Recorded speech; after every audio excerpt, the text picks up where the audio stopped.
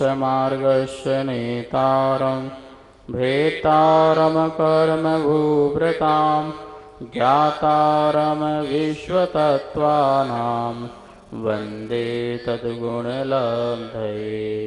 तत्वाशुद्ध परम मांगलिक ग्रंथ है। आचार्य कुंद के पट्ट शिष्य आचार्य उमा स्वामी द्वारा यह विक्रम की प्रथम शताब्दी में लिखा गया सूत्रात्मक शैली है। संस्कृत इसकी भाषा है। 10 अध्यायों में विभाजित है। 7 तत्वों का वर्णन है।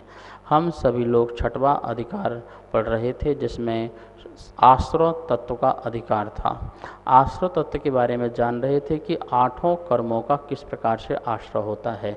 सर्वप्रथम अपन ज्ञानावरणी और दर्शनावरणी के आश्रय के कारण देख रहे थे।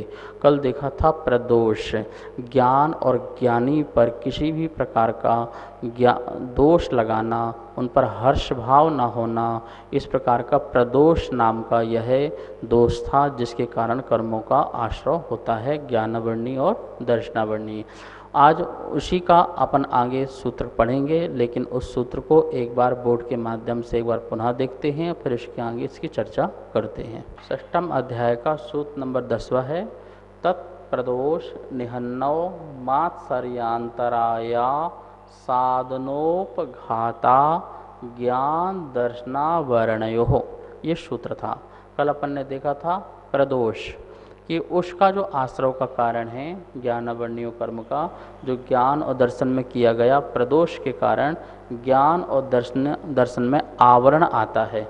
कल प्रदोष देखा, फिर निहन्नव है, फिर मात्सर्य है, फिर अंतराय, फिर आसादन और उपघात। इस प्रकार से 6 कारण बताए हैं। प्रदोष के बाद अपन देखते हैं निहन्नव। निहन्नव के कारण भी ज्ञानावरणी दर्शनावरणी कर्म का आश्रय होता है, अर्थात ज्ञान पर भी आवरण आता है और दर्शन पर भी आवरण आता है। निहन्नव का अर्थ क्या होता है? छिपाना। आइए इसके बारे में थोड़ा विस्तार से समझते हैं। हमें अपने पुण्य के उदय से हमें ज्ञान की प्राप्ति हो गई, तो ज्ञान की प्राप्ति हो जाने पर उस ज्ञान को छिपाना। हम दूसरों को ज्ञान नहीं बांटते हैं। क्यों नहीं बांटते हैं? क्योंकि हमने अपना ज्ञान दे दिया तो दूसरा व्यक्ति भी ज्ञानी बन जाएगा, फिर हमको संसार में कौन पूछेगा, फिर हमारा पहचान कैसे होगी। इस कारण अपने ज्ञान को छिपाना, ये क्या है? निहन्नव है। कभी भी ज्ञान को छिपाना नहीं चाहिए, बांटना चाहिए। बांटने से और बढ़ता है, कभी घटता नहीं है। कुएं का पानी जितना निकालो वो उतना ही आता जाएगा, नहीं निकालोगे तो सड़ जाएगा, वो पानी कभी किसी काम का नहीं रह जाएगा। ऐसे ही ज्ञान होता है कि ज्ञान को आप जितना बांटो, जितना उसको आगे प्रसार करो, उतना ही हमारा ज्ञान बढ़ता है। देखिए, कोई चीज़ को हम जब याद करते हैं, 10 को सुनाते हैं तो हमको कंठस्थ हो जाता है, हमको याद हो जाता है। और जैसे जैसे सामने श्रोता होता है, वक्ता का चिंतन भी उतना ही और अच्छा होते जाता है। जैसा वक्ता होगा, जैसा श्रोता होगा, वैसा ही चिंतन होगा। बालक बैठा है तो उसी बात को बालक बस समझाएगा, और यदि कोई युवा बैठा है तो उसी बात को युवा के समान समझाएगा, और कोई वृद्ध बैठा है तो उसी बात को उनके अनुरूप समझाएगा। बात एक है, लेकिन श्रोता अलग अलग हो जाने से तुम्हारी ज्ञान बढ़ा, तुम्हारी शैली बढ़ी। इसलिए ज्ञान को कभी छिपाना नहीं चाहिए, जितना हो उसे उजागर करना चाहिए, उसे बढ़ाना चाहिए, जिससे तुम्हारा वर्धन होगा। यहाँ लिखा है कि हमने जिन गुरुओं से पढ़ा है, या जिस पुस्तक से पढ़ा है, या जिन भगवान से हमने सुना है, हम उन पुस्तक का नाम, उन गुरु का नाम और उन भगवान का नाम छिपा कर के कहें कि देखो मैं तुम्हें बताता हूँ, मैं तुम्हें सुनाता हूँ, मैं तुम्हें समझाता हूँ, तो ये निहन्नव नाम का दोष होता है। आजकल क्या चल रहा है? कट कॉपी पेस्ट, यही चल रहा है। फेसबुक के माध्यम से, व्हाट्सएप के माध्यम से दूसरों की बात आती है, उसको कट करते हो और फिर उसको कॉपी कर लेते हो, अपना नाम जोड़ देते हो, और जल्दी से शीघ्रता से कोई पहुंचा ना पाए मेरे पहले। अरे भैया, तुम्हारे पास भी आया तो वो कितनों के पास पहले पहुंच गया है, ये भी तो सोचो। और तुम फिर उसको जल्दी से पहुंचाने की कोशिश करते हो, व्यक्तियों को परेशान करते हो। तुमने पाप किया है। क्यों? क्योंकि तुमने किसी के नाम को हटा करके अपना नाम लिखा है। देखा नहीं क्या हुआ है? भरत चक्रवर्ती का मान गलन हुआ, पूरा भरत चक्रवर्ती जो है पूरा 6 खंड जीतने के बाद उसको भी अपना नाम लिखने कहीं जगह नहीं मिली उस वृषभगिरि पर्वत पर। तो आप हम जैसे क्या हैं ये सोचिए। तो आचार्य मुनि कह रहे हैं कट कॉपी पेस्ट जो ये चल रहा है ये बहुत बड़ा पाप का कारण चल रहा है। क्या चल रहा है, एक फार्मूला आया कोरोना के लिए और सभी लोगों ने उस फार्मूला का कट किया, अपना नाम लिखा और पहुंचा दिया। किसी ने बोला फिटकरी से, किसी ने कहा लौंग से, किसी ने कहा नमक से, किसी ने कहा इससे, और किसी ने कहा तेल से, किसी ने कहा किसी से, किसी ने कहा भाव से। और भैया अच्छा तुमने पढ़ा, तुमने रिसर्च किया, तुमने जाना, तुमने कोई प्रामाणिक पुस्तक पढ़ी क्या, किसी प्रामाणिक पुरुष से सुना क्या, प्रामाणिक ग्रंथ में देखा, नहीं देखा, आया और से। तो आप अप्रचार, ज्ञान का भी अप्रचार करते हैं। और वही ज्ञान जो होता है वो अनुभव का होना चाहिए, वह ज्ञान प्रामाणिक होना चाहिए और उसी का ही प्रचार होना चाहिए और फिर वो ज्ञान बताना चाहिए। हमारी ये वाणी हमारी नहीं है, महावीर वाणी है। हम जो सुना रहे हैं वो वाणी हमारी नहीं हो सकती है, हम महावीर की वाणी सुना रहे हैं। महावीर भगवान ने जो उपदेश दिया है हम उसको बता रहे हैं। यदि किसी ग्रंथ से सुनाते हैं तो ग्रंथ का नाम लीजिए, कुंद कुंद की पुस्तक का है तो कुंद कुंद का नाम लीजिए कि कुंद कुंद ऐसा फरमाते हैं, पूज्यपाद जी स्वामी ऐसा बताते हैं, उमा स्वामी ने तत्वाश्रुत में ऐसा कहा है। हम ये नहीं कहते, हम तो सबकी पुस्तकें पढ़ लेते हैं और ज्ञान की चोरी कर लेते हैं, पॉइंट्स बना लेते हैं और जब बोलते हैं तो ऐसा बोलते हैं कि मैं तुम्हें बता रहा हूँ, अहंकार भर करके, ममकार भर करके, दंभ भर करके, गर्व भर करके। महानुभाव ये सब जो हैं हमारे ही ज्ञान में आवरण डालने वाले काम हैं। हाँ, क्यों? क्योंकि आप अपनी नज़रों से गिर रहे हो, दुनिया की नज़रों में तो उठ रहे हो, दुनिया की नज़रों में आप उठ रहे हो कि आप जैसा ज्ञानी, वाह कितना ज्ञान है, कितना उनको याद है, ये सब आप दुनिया की नज़रों से उठ रहे हो। लेकिन आप अपनी नज़र से गिर रहे हो कि ये भैया दुनिया तो पागल है, मैं कितनी मायाचारी कर रहा हूँ, मैं अंदर से इतनी माया चल रहा हूँ, मेरा ज्ञान नहीं होते हुए भी मैंने अपना बताया। तो इस प्रकार से आचार्य कहते हैं कि ऐसा अपलाप करना, ऐसा जिनवाणी के साथ अपलाप करना, तो बोले निहन्नव नाम का दोष लगता है।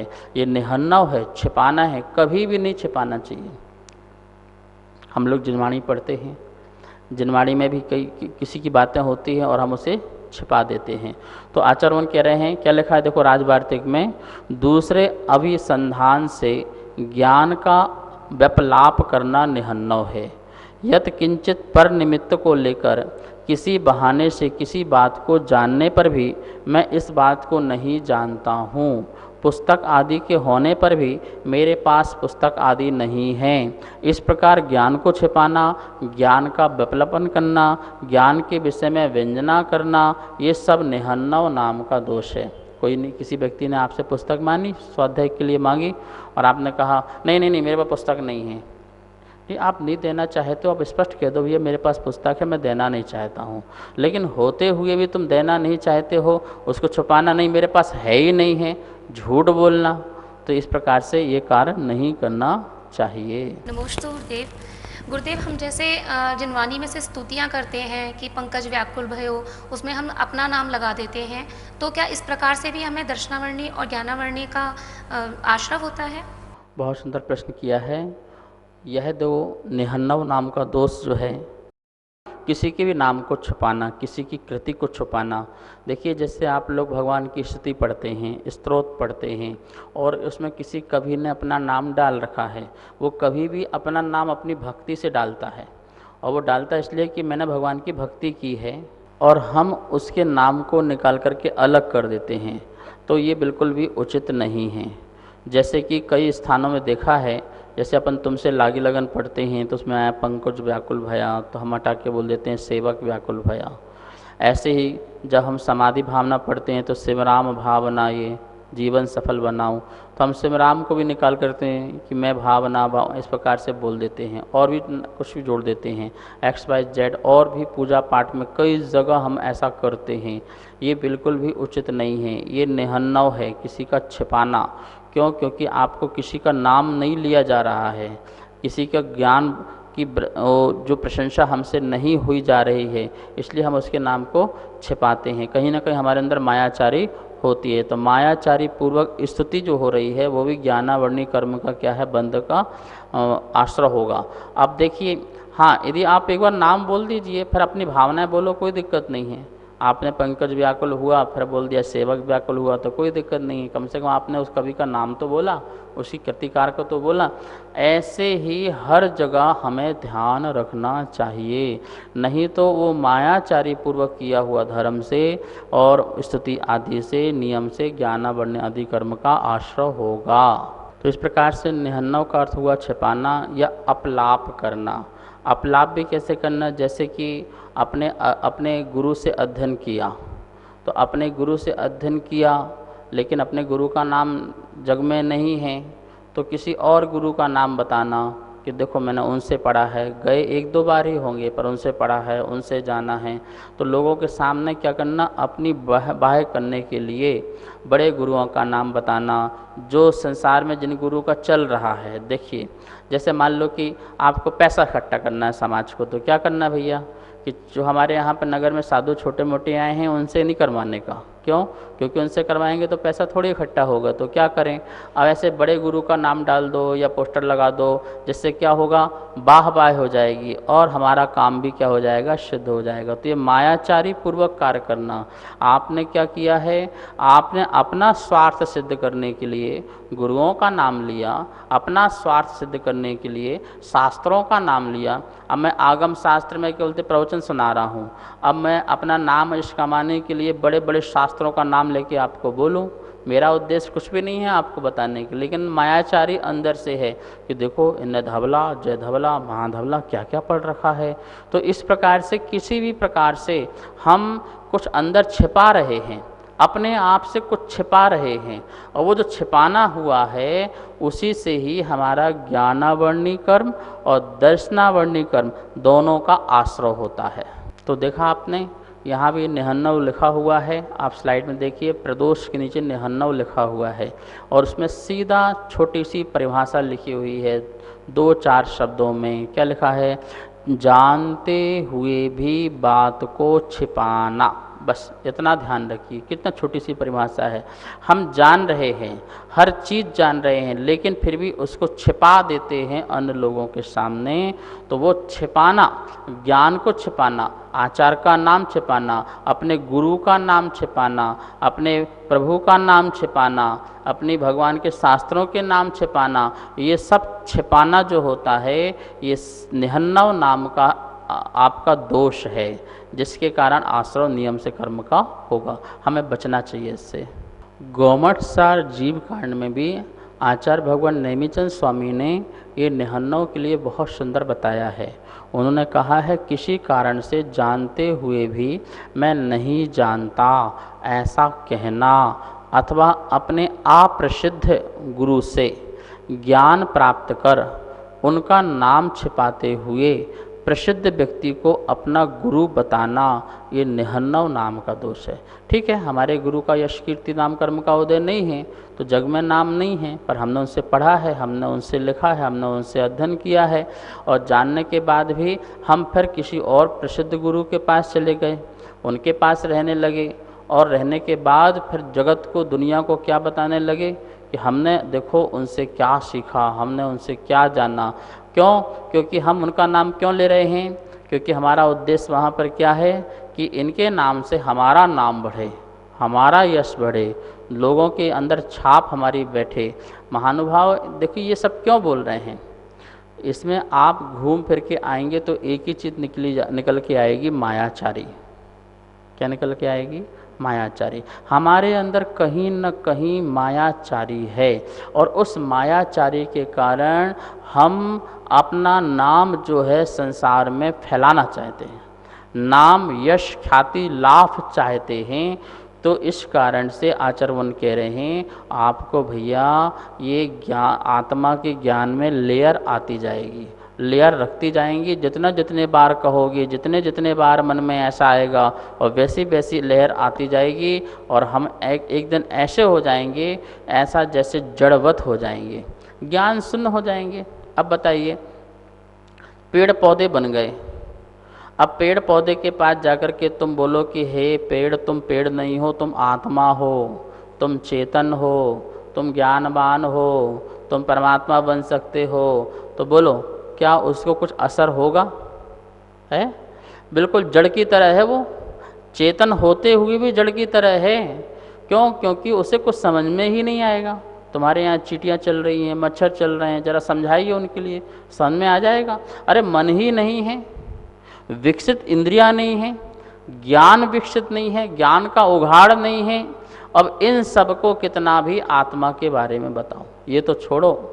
मिथ्या दृष्टि संसार में 5 इंद्रिय संगी पर्याप्तक जीव कितने घूम रहे हैं, असंख्यात जीव हैं, और उनको तुम जाकर के आत्मा के बारे में बताओ, मिथ्या दृष्टि, घोर मिथ्या दृष्टियों को, तो उन्हें समझ में नहीं आता है।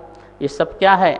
इन सब ने कभी न कभी किसी न किसी रूप से ज्ञान पर आवरण डाला, जिसके कारण इतना ज्ञान का क्षोभसम नहीं बढ़ पा रहा है कि हम उस आत्मा के बारे में जान सकें, सच्चे तत्व के बारे में जान सकें। इसलिए एक बात बिल्कुल अब आज से गांठ बांध लो, हमें कभी भी किसी के ज्ञान को छिपाना नहीं है, पहली बात। दूसरी बात, यदि हमें कुछ पता है और सामने वाला यदि पूछता है तो सहज रूप से, समता भाव से और हित की भावना से, कल्याण की भावना से उसको अच्छी बातें बिल्कुल बताओ, बिल्कुल मत छुपाओ।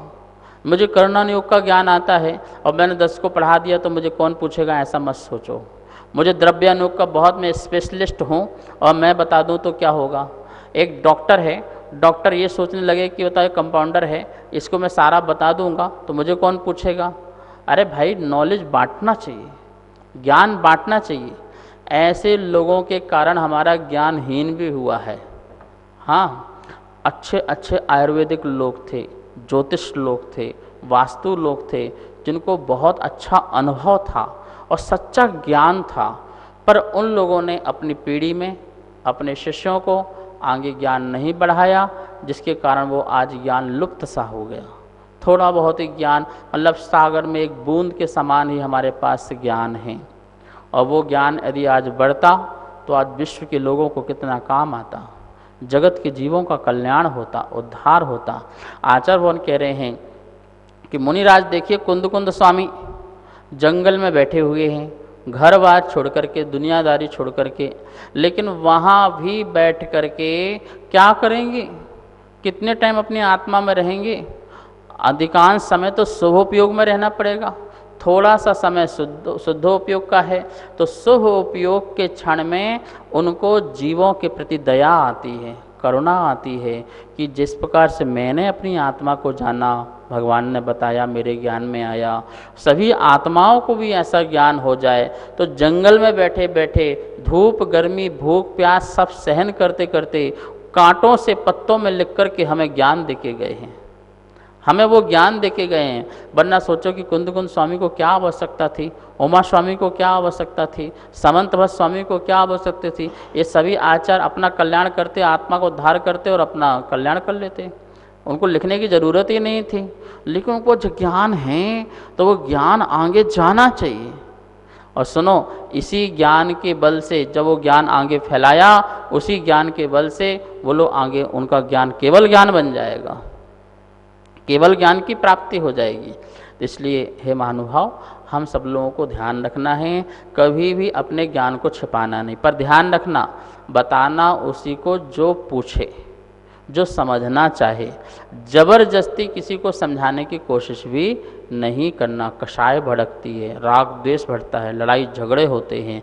जो समझने की कोशिश करता है, वो जो आपसे जिज्ञासा लेता है, बार बार पूछता है, जो मुमुक्षु है, जो बदलना चाहता है, जो अपने को समझना चाहता है, अपने को जानना चाहता है, उसे एक बार नहीं 1000 बार बताओ, 1000 बार समझाओ, पर पहले स्वयं अपने आप में कन्फर्म करो, प्रमाणित करो, मैं सही हूँ, शास्त्र में कहा है, आगम में लिखा है। आगम के विरुद्ध नहीं बोलना, अपने मन से नहीं बोलना, अपने मन से नहीं कहना, एक लाइन भी, एक शब्द भी अपने मन से नहीं कहना।